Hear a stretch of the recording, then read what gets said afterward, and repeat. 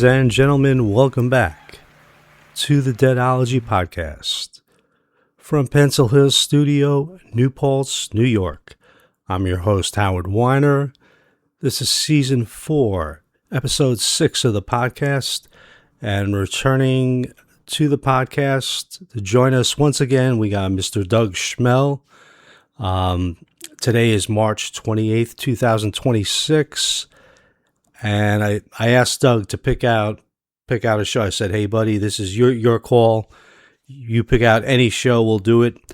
And he went for March 28th, 73, Springfield Civic Center, 53 years ago today. And we'll get to that Zoom call in a sec. Springfield Civic Center, amazing place to see the Grateful Dead. I only saw them there twice in 1985, but they played there 10 times. Between 73 and 85, bringing psychedelic insanity on a scale never seen before in Springfield, man. It's a beautiful, great sounding mid-size arena, and the Grateful Dead had 10 awesome shows there. 72 was the first one. This 73 show we're gonna talk about was the second one, and the Springfield Civic Center is located not too far from the Basketball Hall of Fame, pretty much walking distance. It's called the UMass Arena now, something UMass, I believe, Arena. But it's still the same exact building, the Springfield Civic Center. A lot of magic went down there. And this night in 73 was epic. So let's jump into that Zoom call with my buddy Doug Schmell. Hey, now, back with us on the Deadology Podcast, my good friend, key contributor to the Deadology Podcast, Mr. Doug Schmell. Dougie, how you doing today? Doing great, Howie. Doing great. Thanks for having me. I love these podcasts. I love these interviews. I love talking about my favorite band, one of my favorite passions in the world, the Grateful Dead. Yeah, definitely. And the audience loves hearing from you. So it's great to have you in for the monthly Zoom call. And we got a beauty of a show today, man. We got this is actually going to be uploaded on the 53rd anniversary of the show, Springfield, March 28th, 1973. So tell us why you picked the show. I let you have the run on this episode. You've suggested some before and we've done them, but I said, hey, you pick this one. Yeah, for so long, Howie, I've loved the show. I knew about it because when you went digital, you gave me all your CDs after you had downloaded them off the internet. One of the ones I remember listening to just on a whim was Springfield 32873. I just remember Springfield was a hot venue for them. We saw them in Springfield correct me if I'm wrong, was it at March 25th? Yeah. I believe of like 24th and 25th, the last two shows the Grateful Dead played there. It was at 83 or 85? 85. Yeah, we saw some great shows there, and it's a great venue. The acoustics awesome, yeah. Great. Purportedly, Dan Healy made some recommendations to the place to have some kind of paneled, ceilings thing that would add to the acoustical, challenges in the environment. And sure enough, they love playing there. And this show is unbelievable. The first time they ever played in Springfield was only 5 months before that, October 2nd. Yeah. An amazing show, a show I haven't heard in a while, but I remember that show has a great set list and is great, just in and out, a strong, amazing 1972 show with a morning dew, with, I believe, another one. It's just an incredible show. Anyway, this is the second time they ever played at Springfield, and this show, to me, is one of the greatest shows of 73. And I've always been into it. And when it came out as Dave's Picks number 15, I believe, I wasn't going to get it because I had your CDs. Sorry, it's Dave's Picks volume 16. Yeah. Your CDs sound great because they came right off the internet. But I kind of like the idea of having the official release, maybe the upgrade in the recording, and of course all the stuff that comes with it, photographs and especially the lineup. If you have them all, you might as well, click exactly. You're not going to skip over that. Right. At this point, I hadn't made up my mind to consciously pursue all the Dave's Picks. But this one I did. And it changed my outlook on the Dave's Picks overall because this was such a great presentation with an unbelievable write-up for the liner notes by Dennis McNally, who talks about being at the show. It's just truly, it takes you there and gives you another viewpoint, and it's excellent to read, you know? So I started buying the Dave's Picks because of this one primarily. Oh, And this cool. show is amazing. It really is. Look, when you think of 73, you and I always discuss, you think of those great ending. October 19th starts that tour in Oklahoma City, Oklahoma. You have those unbelievable shows at the Winterland in November 9th, 10th, and 11th. You have San Diego. You've got UCLA. You've got those shows in Denver. It takes you also to Boston Music Hall in the end of November, beginning December. Yep. And 73 is And you real know I love early. Cleveland December 6th. That's a Oh yeah, killer. December 6th. I know you love that show, so do I. That Dark Star is unbelievable. That Here Comes Sunshine. But I, for some reason, in 73, I overlooked the beginning of the tour. That same, look, you've got a tour that was mostly, Midwest that ended with two unbelievable shows in Lincoln, Nebraska on the 26th of February. And then this amazing show 2 nights later, which is amazing, with a great morning dew from the Salt Palace in Salt And Lake that's a City. Dick's Picks. Yeah. Right, that's a Dick's pick. So many of these shows have been released. Now, starting on the 15th, 6 days after Pigpen passed, or 7 days, they start this unbelievable Northeast tour. They play in the Coliseum. Then they go to Coliseum shows are great. The 16th of March, Yeah. incredible show, was just released as a Dave's Picks. They then play two shows in Utica, the 21st and 22nd of March, incredible. The 24th in the Spectrum, incredible show that was also released as a Dave Picks. The 26th in Baltimore, amazing show that they just also released as a Dave Picks.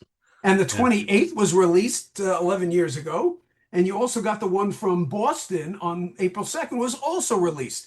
An 11 show tour within 17 days. And about six of these shows have already been released. It tells you something about what Dave Lemieux and the higher powers at Rhino and the Grateful Dead think about this tour. It's incredible. It's so undervalued and overlooked because of the later tours and great shows of Yeah. 73. Well, Your it's not thoughts? overlooked anymore with all the releases. Exactly. But I didn't know much about Yeah. this tour. This show might be the best show of this tour. It's incredible. I love it. I think it's one of the best shows of Hey, 73. but before we jump in, just one more thing on the Springfield 74. They brought the Wall of Sound in there. I can't even imagine that. It's a Oh mid. yeah, June 30th. June Yeah. 30th. So part of another amazing tour, right? The This is a Northeast. small to mid-sized place, and they had the Correct. Wall of Holding Sound in maybe there. That must have been 10,000. How crazy. do they fit? So Yeah, you're they right. played there in 77. They played there in 79, the Miracle Shakedown, that incredible Miracle Shakedown.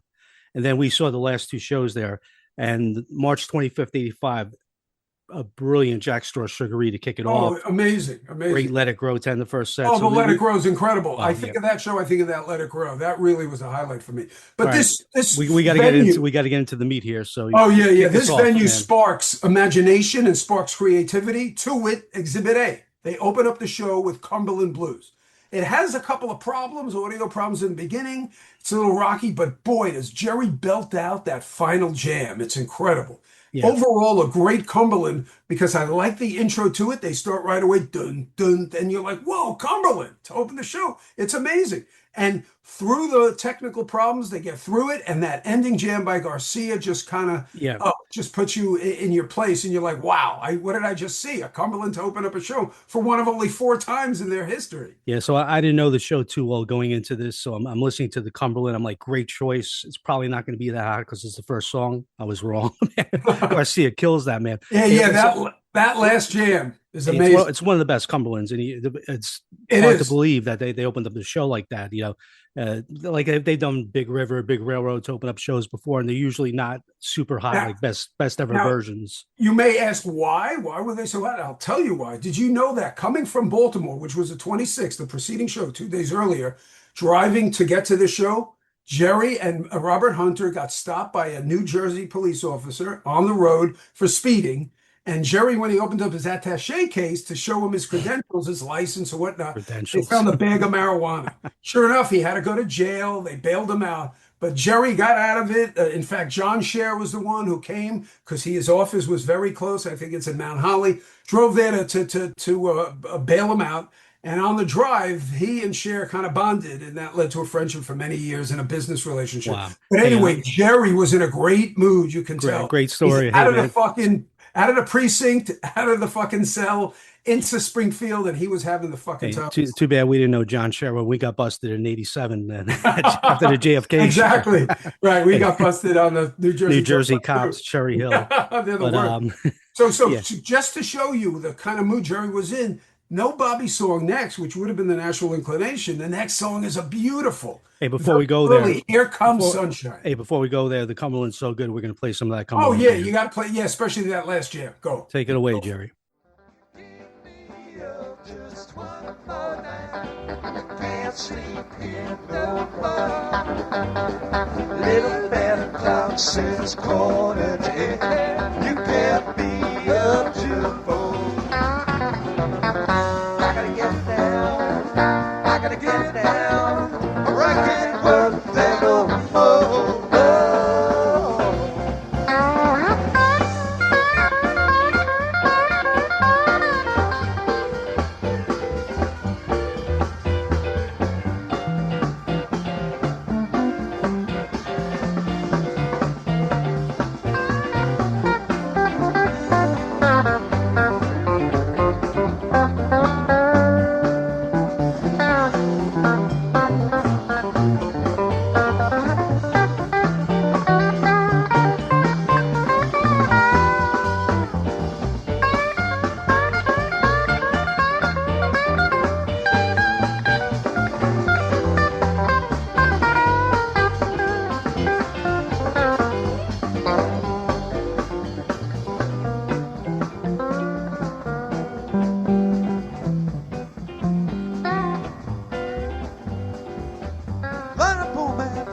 $5 bill keeps him happy all the time. Some other fellas making nothing at all, and you can hear him cry. Can I go, buddy? Can I go down? Take your shit down the line. Gotta get down to the Cumberland mine. I gotta get down to the Cumberland mine. That's where I mainly spend my time. Ain't good money, $5 a day. And anymore I might move away.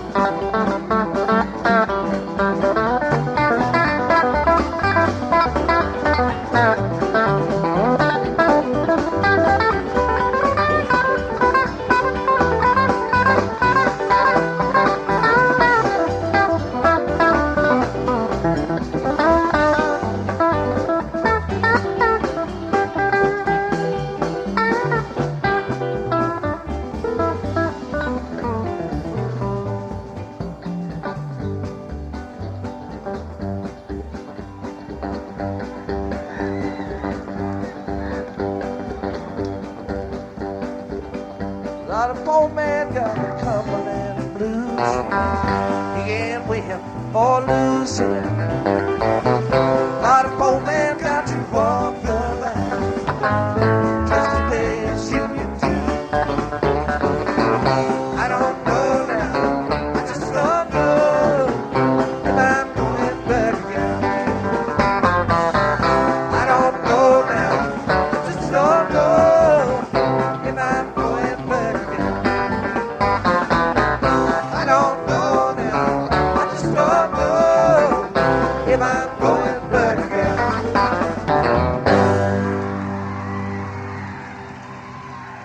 Yeah, really a tremendous Cumberland. And next I love song, that last jam, Howie. You think oh, he ends it, and then he comes back with the and Oh, it's great, man. I'll tell Definitely you. one of the better ones. Top Oh, for 3. sure. Especially to Great open up a Cumberland. show. Yeah. You know, you would think about it. You would need time maybe to rev up to get to that point that he was just at, but it's incredible.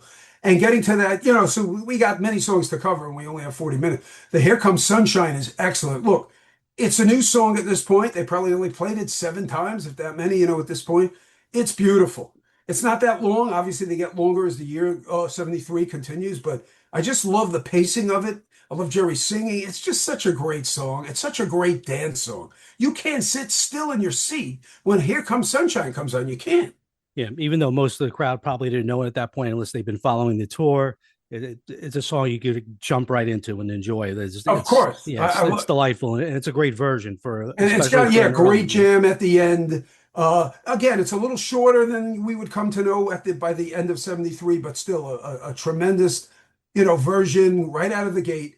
They do a Mexicali blues, which I like. It's actually very funky and very well sung and well played Mexican. I just heard it. I just heard the Cumberland, the Here Comes Sunshine Mexicali blues on my drive to lunch in preparation for the podcast. And I'll tell you, they sound as fresh and ever on that Dave's Picks. It's incredible. Wave That Flag is in the 4th spot. And I love that song. I know a lot of people don't. Obviously, it becomes U.S. blues, but I just love the ragged, raw nature of that song. Jerry always fucks up the lyrics. There's always new things he has to say to fill in the gaps of the lyrics. It's great. And it always has a great jam, Yeah, it's cool because we would hear U.S. blues so much that we would take Of it for course. granted. We just heard it too You take much. it for granted. So, Wave That it Flag. is cool to hear the wave of that flag, even though they had to fix the song and they fixed it Of course, perfectly. of U.S. blues course. is a classic, It was just coming up with little rhymes that really didn't make Yeah, sense, but they were pick up cute. chicks, drop the Right, sticks, all right, that kind right, of right. I love Impress the Chicks. Of all press the the lines, chicks. save your dimes, connect the lines,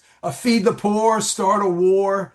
I love the Impress the Chicks, Yeah. that. I remember hearing that for the first time, the wave the flag, and again, I was laughing and it blew me away. But it's definitely a good thing that they improved it. But it's great to hear these. What the hell, man? It's awesome, and that's the fourth. The fifth song is a Beat It On Down the Line, again with Jerry in the first round of the jam, and then you have some nice Keith improv for that second round. It really works well. Sixth song is a loser. Oh my God, this loser took me by storm. Look, these losers, 72, 73, of course, are different from the ones we'd come to know and love in 77 and 78.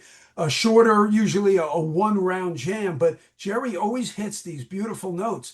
And then when he continues with the singing, he hits some great notes. After Yeah. Last Fair Deal in the Country, he hits some great notes, man. I'm sure you recognize Yeah, the no, notes. he came out flying this show, and really throughout the show, the one thing, the tone of his guitar almost is like unique. It's incredible in the show. Correct. I was going to mention that you hear it in the Here Comes Sunshine, you hear it in the Cumberland Blues, you hear it in a lot of these songs. The Loser is a great example of that. The Jack Straw comes in the 7th song, and it's a great Jack Straw. It's a smoker. Once again, a It little shorter shows you, than yeah. it just shows you where they're going with this song, Howie. It's amazing. From 72 to 73, and then from 73 to 74.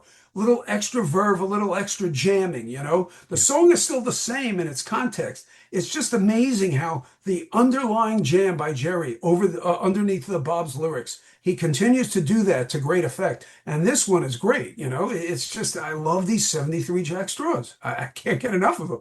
In the 8th spot, you got this Box of Rain, which is one of the better ones I've ever heard. The singing is perfect. There was no vocal flubs. Bobby's into it. You could tell Phil's having a good time singing it. You got Don in the background. Great. Yeah, I To agree me, 100%, man. It was so well done, and Jerry's playing on this like it's just searing through the whole show. for sure. The Box of Rain's fantastic. It's some of the best singing by Phil. For Box of Rain, I would definitely point people to this. This Exactly. version. I had a comic guy who's also into this. Say, Doug, could you, recommend a great Box of Rain? I want to turn a friend on, maybe 73. And this would have been the one to mention, Yeah. It's like perfect. There's really no issues with it, no detractions. To be honest, to me, one of the best songs of the entire set comes next. They Love Each Other. Look, you and I kind of laugh when we hear this song. We talk about it a lot. This really is one of the best songs of 1973. Obviously, when they went on in 76 and then 77 with the slower versions, still a great song. But I'm a big fan of these 73 versions of Love Each Other. It's a dance song like no other. I love the jam in it. I love the singing. I love the lyrics. I can't get enough. And this one kills it. They kill it on. Hey, since since you gave it a nice build up, let's hear a little bit of Love Each Yeah, Other, you got man. to hear the jam, It's hard to folks. pass by a Love Each Right. Other from this Check out era this without jam, Two without Round playing it. Jam by Yeah, Jerry. awesome. Enjoy.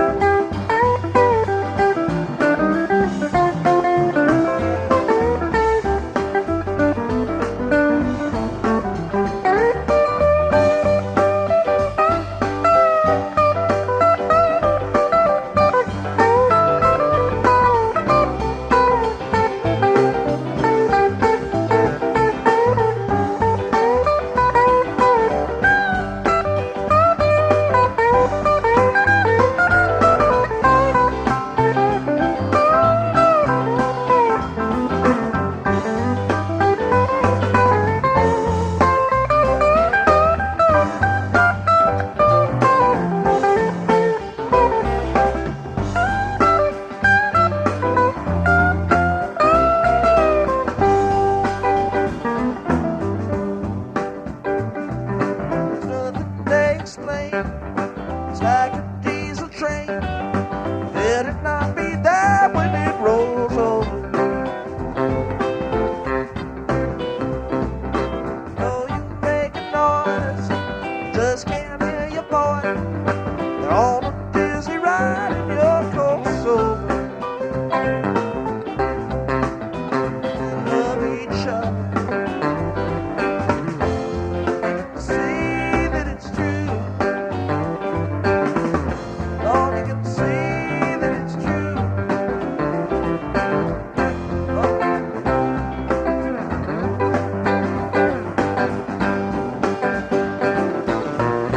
Believe what I say is true.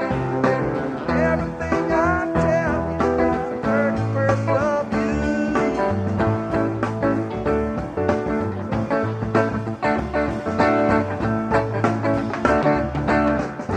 News report, you know you're falling short. Pretty soon more charge shoot over with it. When that ship comes in, won't know where it's been. Gotta try to see a little further. They love each other. Oh, you can see that it's true. Oh, you can see that it's true.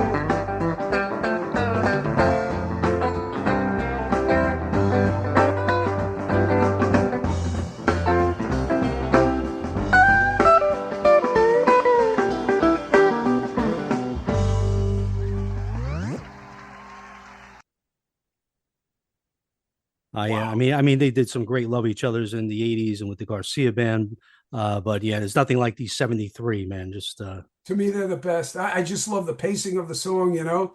I love the lyrics. I love that you're on a dizzy ride and you're cold sober. I just love that. They cut those lyrics out going for, but it's great stuff, you know. What a dance song. Again, another song like Here Comes Sunshine. To me, that it's impossible to stay in your seat. If you're at a concert and this comes on, look, Road Jimmy, yeah, you could sit. Road Jimmy is funny, comes 2 songs later. You could sit down and really appreciate the song, but you can't sit in your seat for Here Comes Sunshine or They Love Each Other. You just can't. yeah, I'm moving my shoulders as we speak, just thinking There about it, you man. go. I'm like, You know, it's funny. So the set continues. Well, and this set, I got one word for this set, 4 letters. The word is flow. This set just flows, Howie. There's no detractions. There's really no problems with any of the songs. You got Jerry Bob. You got a Phil thrown yeah, in. It's really I was perfect. thinking 9 letters, chutzpah. Chutzpah. That's a good one too. They do have a lot of chutzpah to come off like this, you know, in early '73 in front of an unsuspecting crowd, you know. It's only really think about it. So many of these songs these guys have never heard. So Yeah. many of them. The Sunshine, Wave That Flag, Box of Rain is new. They love each other. Row Jimmy, think of that. All new songs for this crowd. It's incredible. So the El Paso is a great one in the a 10th song of the set. Love El Paso. You know that. I always comment how what a great it really is, you know. They pay homage, obviously to the words of the song, the meaning of the song. It's great, Yeah. I just love this version. I love Jerry's jam in it. The singing's great, the pacing. The other day I was listening to John Mayer. He has like a Grateful Dead listening party, which he has on the Grateful Dead channel. And he was talking about how he loves how Jerry plays all the way through, like nonstop leads during the El Paso. It's amazing, Yeah, right? He doesn't stop. It's amazing. There are no hesitations. He doesn't give Bobby like a little, a 10-second, lyric break so he can hold back. He's galloping on his guitar throughout the course of the song. What a great song. That's a Marty Robbins song, and that's probably Marty Robbins' most famous song. Next at number 11 is a Garcia Hunter masterpiece, if you ask me, Row Jimmy.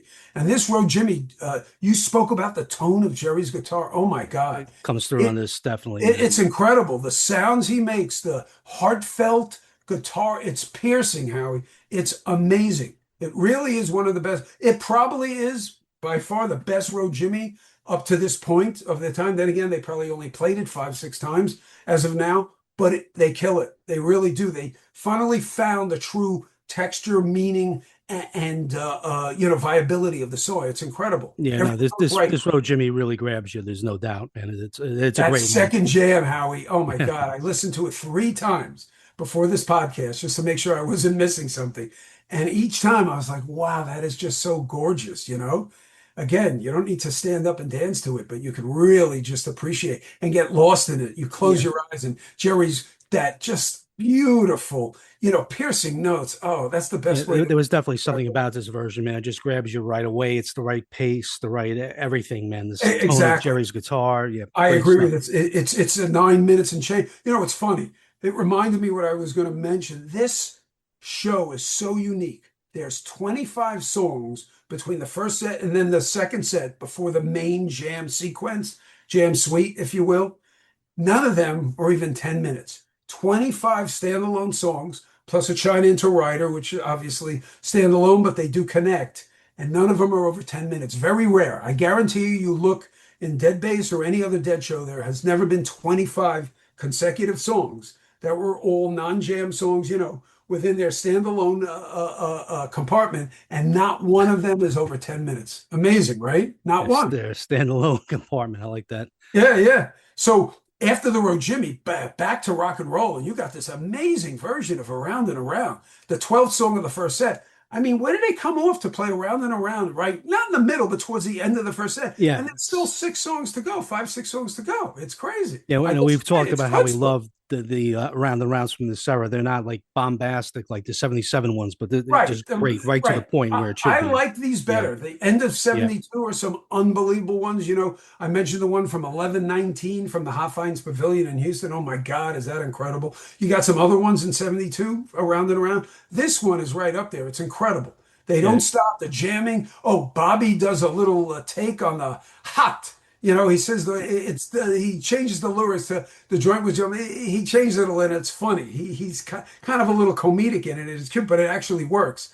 And then they just jam out, a couple of rounds of jamming, and I love it. And then to the 13th song after the Around and Round, they do a beautiful Brown Eyed Women.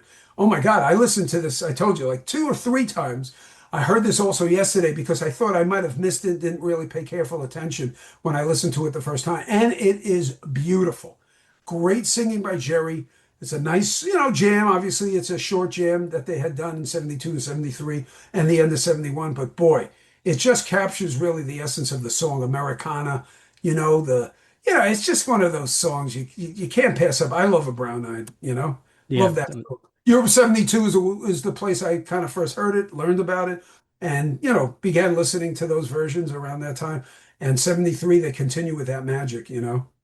Yeah, good stuff, man. And the show carries on. You ain't woman enough, Donna. Yeah, that's a Nice. Loretta Lynn song. Yeah, I don't mind that song. I kind of like Jerry's jam in it. Again, we talked about the distinct sound of Jerry's guitar. yeah. It's Jerry really saves it. Yep. palpable in the song. It must be again the sound of the Springfield Civic Center.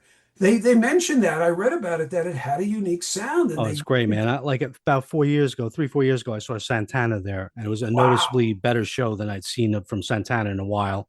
So yeah, that place it's incredible. it's I got to magic. saw the Dead there twice, Oh Santana. yeah, it's an It's incredible place, and that's why I think they play so well there. yeah, it's They like know a that was kind of about environment. 6,000 I think. So it's it's It's not a big arena, no, perfect. right? Yeah, It's less than 10. It's less than 10. yeah. And then continuing the set at number 15, and what a great set. 17 songs, Howie, an hour and a half.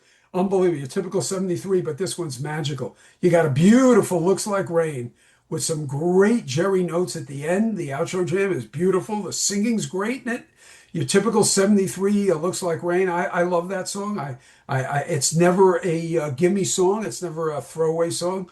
And it sets up a beautiful set ender. The China Cat Sunflower into I Know You Rider. Wow, I just heard that. This was the last song combo that I heard before this interview.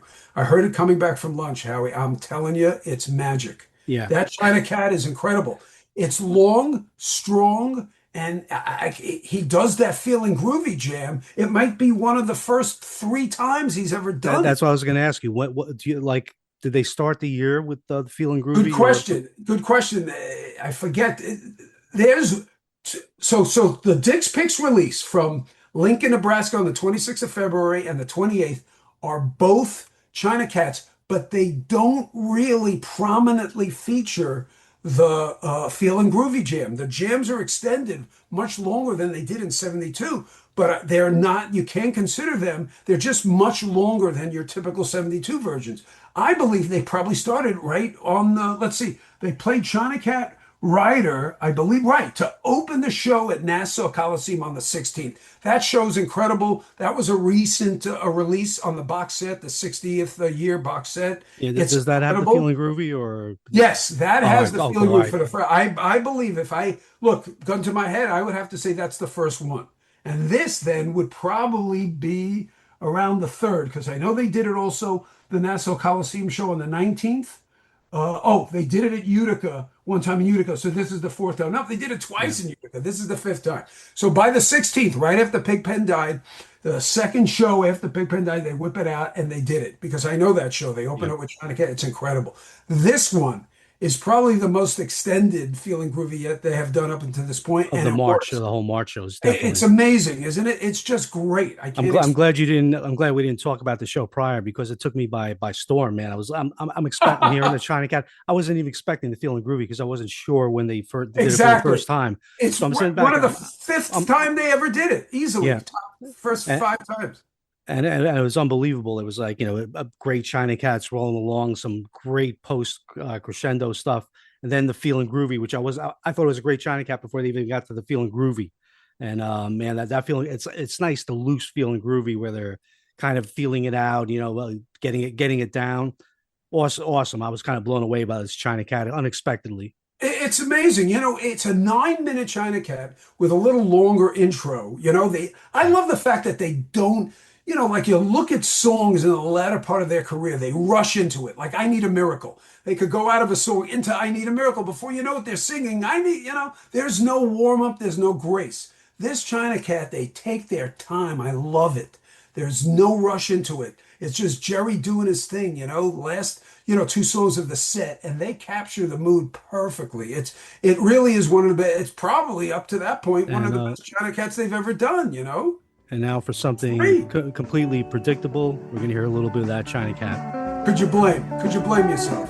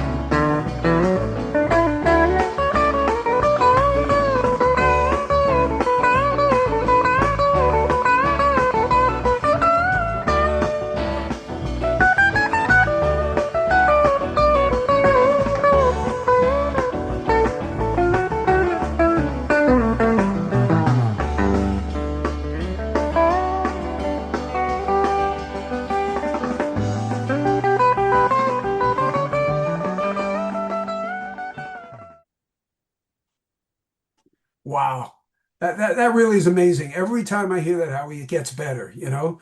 That Feeling Groovy jam is nuts. It Yeah, really is. it took And me by storm, man. I wasn't expecting it. I'm Even glad I didn't mention any yeah, highlights to you. I knew you would love even this without the show. feeling groovy, it was like a great China cat. But Right, before the Feeling yeah, Groovy. Same thing. If you listen to the Lincoln, Nebraska show on 226, and especially the Salt Palace 2 days later, those are great China cats.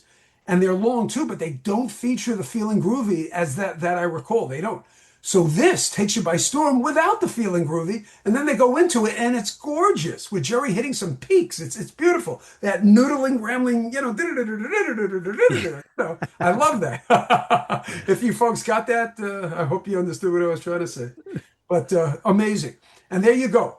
That's a ribbon and a cap on an unbelievable 17 song first set. Amazing. I Yeah, mean, definitely one of the best sets of '73. That first set. incredible, incredible. And then the second set, you know what? They open up with a Promised Land, what they would normally open up the first set with. I love it. It's a really rocking Promised Land, too. You know, it is great. Second song of the second set, Loose Lucy. A lot of people don't like that song. I don't mind it. I like listening to it to see if Jerry fucks up the I lyrics. actually He thought this is always one of the best does. versions. Like It's great. I'm not a huge Lucy guy, but this is one of the better versions. Nobody is, Howie. It's funny. Nobody It is. was funky. It was a little I love different. it. Oh, It was a his little, yeah, yeah at the at the end. end, Yeah, yeah. yeah, yeah. He does a couple of those yeah, yes. It's great. I love that when he does that. So once Another again, great if you one. got to point somebody to a loose Lucy, I think this is the one for There's sure. another one that's from Dane County Coliseum in Madison on the 15th. Also great with the yeah, yeah, yeah, yeah at the end with that. It's just great. Then that sets, oh man, what a surprising song. Third spot of second set. The Me and My Uncle, Howie, is fire. That's a great Me and My Uncle. For some reason, they always kill it on this song in like 73 and even 74 when it's a late or a first set or most prominently very early second set song that usually sets up a dark star. You know what I'm saying? I just love these Me and My Uncles, standalone Me and My Uncles. They're great. The jam in it is great. I love Bobby singing. He's emphatic on it. It's just such a great song. I never ever consider that a throwaway or a Oh gimme no, song. I just love it. You know, I mean, such a sometimes it was great used as a song. setup for a big river and stuff like that. But it's It, a great. It doesn't matter how many times I play it. It's a great song. You may it get a is. little tired of it, but it's a great song. There you go. Sets up for the fourth song of the second set. Don't Ease Me In. Look, not one of the hottest or longest. I love that song. I really do. Not in 1981, not in 1988, not in 1993, but I do love these 72, 73 versions. There's some incredible ones, man. As you know, the one from 1973, I mentioned that, so that's Oklahoma City. That's phenomenal. Oh my God, you want to hear an incredible one? That one I just mentioned before, Dick's Picks, whatever the number is, from Lincoln, Nebraska, 22673. Oh my God, that Don't Ease Me In is nuts. Yeah, I know you This love that one's show. very good. We're gonna have to go to that show one time, man. The Oh man, that show 226. is nuts, Howie. I love it. I listened to it just last month because it was 22626, 53-year anniversary, and I listened to it. It's unreal. But we ran out of time, to do that interview, so we're doing it for this show. Anyway, a great Donese, not the longest or not the best one ever.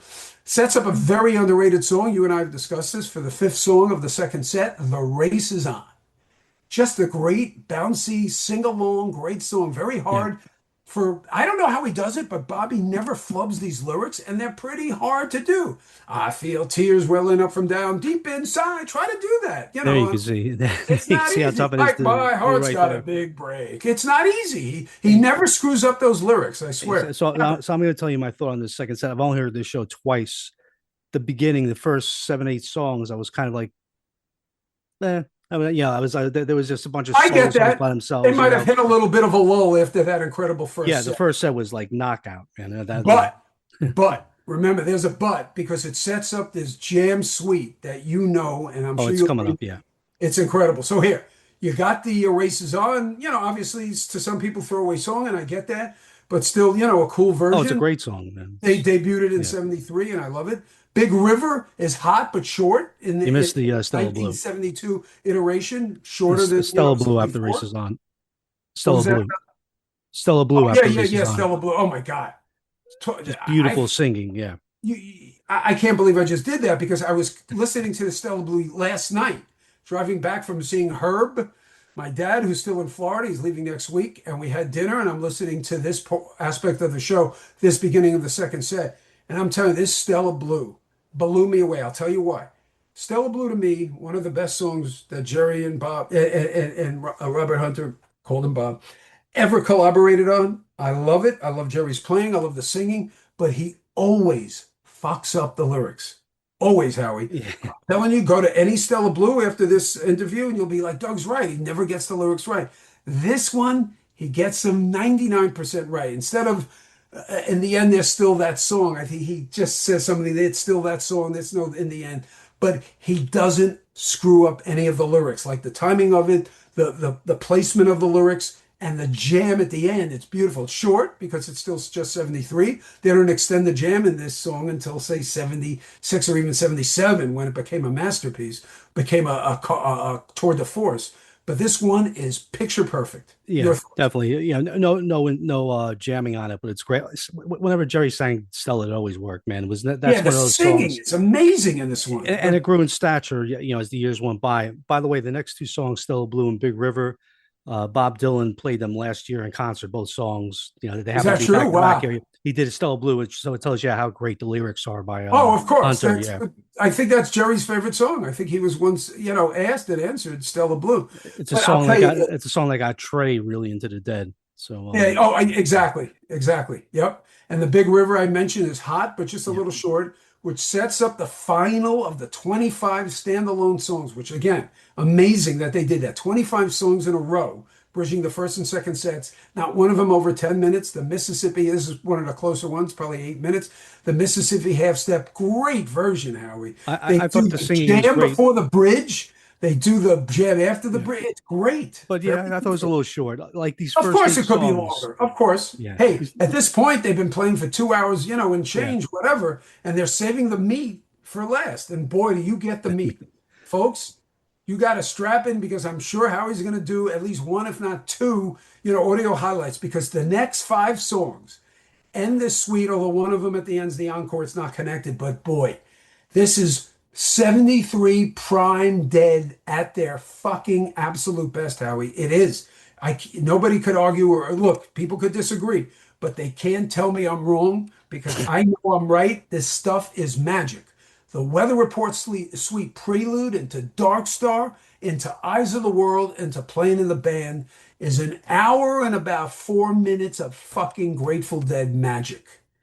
Magic, Howie. It really is. It's to me, it's the best Dark Star of 73. I said this 3 years ago because I remember thinking of it. And this Dark Star there are so many different themes in it, so many different things going on that it requires repeated listenings. I've heard it now 3 times since Sunday when I first started listening to the show for the podcast. And Howie, I picked up new things about it each time. And not to skip the Weather Report suite prelude, it's gorgeous. It really is. Yeah. What a great way to enter into a Dark Star. It's just so picture Yeah. perfect. It definitely tricked me for a second because I'm listening to it. I'm like, okay, the Weather Report suite's coming. Then I'm like, hey, they haven't even done it yet. They haven't done it right. yet. Let It Grow comes 4 months later. Yeah.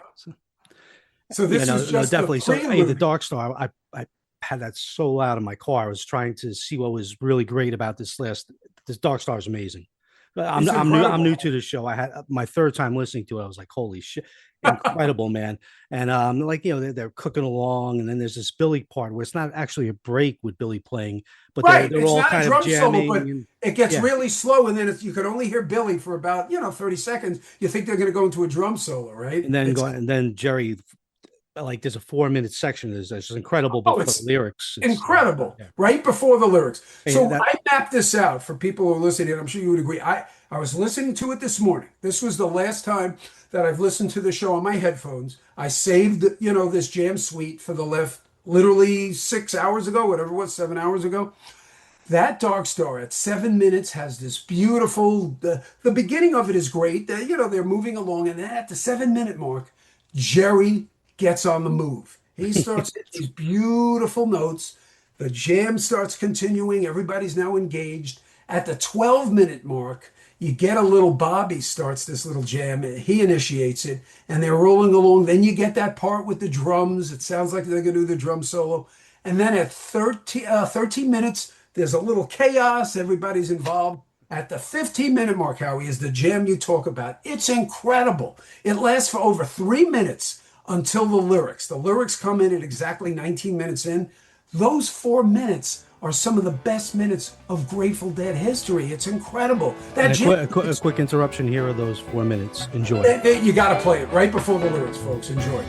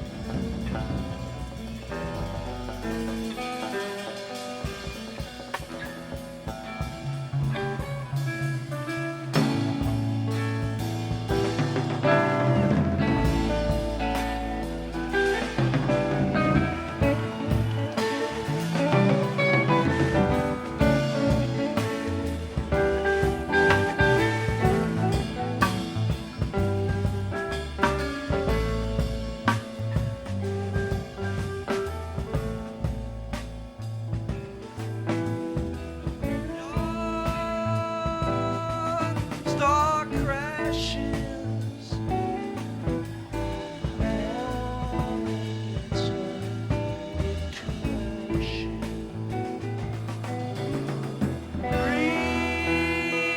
Breeze on tattoos of old sisters from the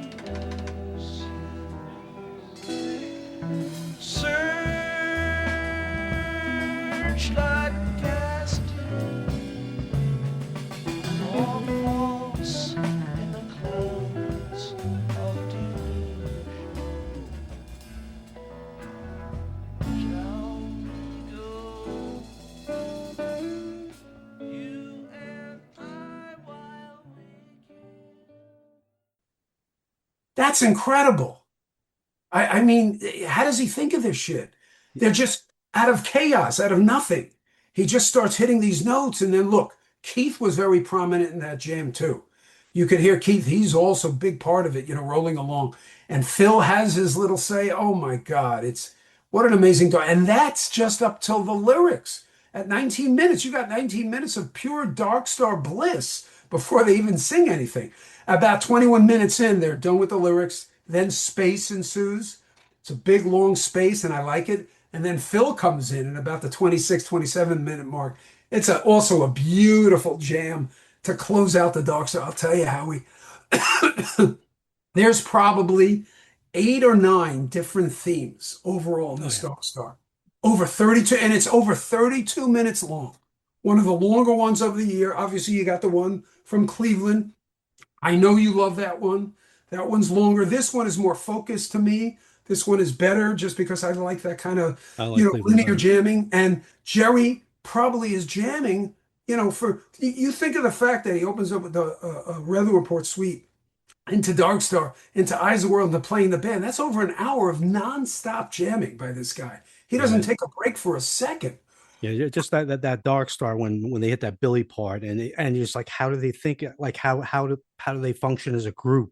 It's just this Right. random craziness, The but telepathy. they're all on the same plane, even though it's totally amazing. random. Yeah. And I thought of it as I'm walking with my headphones this morning. Could you imagine how much better it is to hear it live in a venue while you're smoking or drinking? And live music is always better than pre-recorded or listening to it. And in that Springfield where it just rings right, out. the sound of Yeah. that theater, that it must have been incredible to see these guys live. Back in '73, I could only imagine what's going through people's heads. And Dark Star is one of those songs that we love 50 something years later. We're dissecting this song. Could you imagine just having been there? It's incredible. Yep. No, a lot of people try in those past 50 years, but nobody did what the Grateful Dead did in '73 or '74 with that Dark Star, man. It was, It's unreal. yeah. It's 72. Look, 72 is my Oh, favorite year. yeah. Yeah. Obviously, that's the year for Dark Star for sure. No doubt. It just amazes me, Howie. Nobody knew, nobody talked about it, nobody wrote about it. And then here, we got a couple of minutes, but you got that Eyes of the World, which kind of short for the era. It's only 13 minutes. That was the only thing that got me, man. I was grooving to it, and the ending jam was starting to pick up, and then it just stopped. It was short. There you go. Now, the first 2 jams, Jerry jams, are great. They're just a little mellower than normal. They're Yeah. very good, but they're mellow. But he starts cooking during either you call it the Milk and outro, Milk and the or Turkey. the Yeah. 7. Some people call that jam the 7. That's why that brought that little bit of disappointment because the Exactly, song's just because he starting to starts cook. cooking. Yeah. He's cooking, and you're like, here we go. And then they cut Yeah. it short. But hey, they had a plan. Bobby had a Yeah. plan. That plan was playing in the band. Never did that before. Dark Star into Eyes of the World playing in the band. That's genius, Howie, if you think about it. Look, they could have ended with a China Doll and then a Sugar Magnolia, or a China Doll and then ended with Johnny Be Good. Or they could have done Casey Jones, It whatever. sounded like that's the way it was going to go. So I was shocked to hear the playing. Like It's I wasn't looking at amazing. a set list. Yeah. It's incredible. Look, is it the greatest playing ever? No, but it's great. It's hot. Great 10 the set. You It's just did a 30-minute incredible. Dark Star. You're not going to do a Right, 30-minute right. playing. There you go. And the jamming in it's great. The singing's great. Donna's into it. She doesn't ruin it with her wail. And to be honest, it's 16 minutes of pure Grateful Dead heaven. I love it. That's what makes this suite so perfect. Yeah. At that point, you Okay, didn't and need the a show. 25-minute version. It was the 16 was perfect for the last It's song. perfect. There you go. They didn't need to go any longer. And the encore is one of the hottest Johnny B. Did you hear that Johnny Be Good? Oh, yeah. Pretty Jerry smoking, hits man. those scrubbing. I like to hear the fanning of the scrubbing. Hey, you want to hear another one? 2 shows earlier on the 24th from Philly. They also ended the show with Johnny Be Good. The same thing. This incredible jamming, fanning by Jerry. It's just amazing. Look, that puts a capper on, to me, one of the absolute best shows of the year. To me, it's top 5. I know a lot of people probably don't hold it in the highest regard like I do, but this show is incredible, Howie. You take that first set, the 17-song first set, and then you bridge that with some of the standalone songs of the second set, and then you get that jam suite to end the show. Brilliant. Brilliant, my friend. Yep. What an incredible night. And I had to figure it out. The second set, the only thing that threw me off was like, the first 8 songs were, they were so, it wasn't like they built up any momentum there, but they killed in the They suite, killed it. for sure. And Yeah. Hey, Doug. Thanks once again for joining us on the Deadology podcast. Awesome show, epic show. Not too familiar with it. I mean, I've heard cuts on the Grateful Dead channel. I may have listened to it once, and I didn't have the Davis picks, so pretty awesome to get to dive into it here 2 or 3 times. And me and Doug both agree the first set, epic, as good a first set as you could imagine, man. It was spectacular. That awesome China Cat at the end. Truly great, long first set. Second set, obviously Doug loved it. I liked it. There was the only thing, like, the Dark Star is incredible. The Eyes of the World was a little short. I was listening to it and I looked up. I was like, 12 minutes. That's it. It was, to be honest, it was probably the shortest Dark Star from that time period.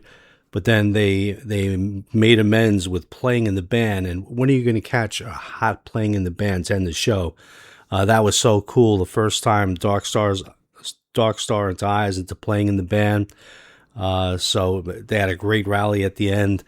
And it just goes to show you that the Grateful Dead, it's kind of like baseball. Every show you're going to catch something you never caught before, like in baseball. But with the Grateful Dead, you're going to catch a lot more of it, whatever that is. But yeah, always something new and amazing. And these people in Springfield who were there could say, I saw the only Dark Star into Eyes into playing in the band. And a great segment to end of the show. And hey, that's it for this week. We'll be back again. This is 2 podcasts this week, so I'm getting back in the groove here. Got a lot of good stuff lined up for April. I know we're going to get to the Baltimore show sometime in the middle of the month, but I got a couple more podcasts probably before we get to that. Of course, we'll get Doug back in April. So thanks for listening. I'm your host, Howard Weiner. Website, tangledupintunes.com. Email, catfishgarcia82@yahoo.com. Thanks for listening once again. Peace out.